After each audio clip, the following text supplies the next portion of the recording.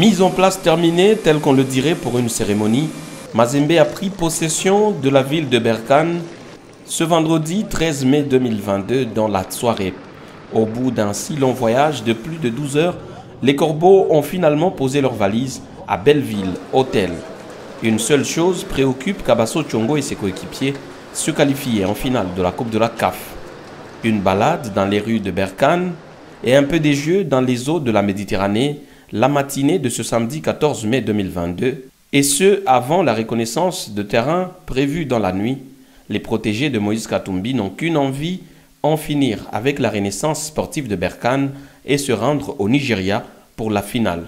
Robert Kidiaba, aujourd'hui préparateur des gardiens, a tout connu avec le club de Lubumbashi. J'ai beaucoup d'exemples à donner dans ces genres de matchs.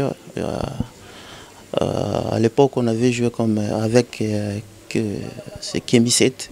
On les avait battus par 1-0 à Lubumbashi. Bon, beaucoup de gens, des supporters, des fanatiques, ils étaient vraiment... ils n'étaient pas contents. Nous, en tant que joueurs, avec nos coéquipiers, on se disait que ce n'est pas encore fini. Dès qu'on arrive, par exemple, au Maroc, on va faire quelque chose, pourquoi pas faire un match nul, pourquoi pas gagner, pourquoi pas les attaquer, le faire douter et ramener la qualification à Lubumbashi. Et puis ça a été fait. Ça a été fait. Dès qu'on est arrivé au Maroc, c'était à Kemi 7. On avait fait match nul de 0-0 et puis on était qualifié. C'est donc visiblement moral bombé ou mieux, en mode commando, qui est Franck Dumas et ses poulains ont débarqué ici à Berkane, question de jouer le tout pour le tout et s'inviter au Nigeria pour la finale de la Coupe de la CAF.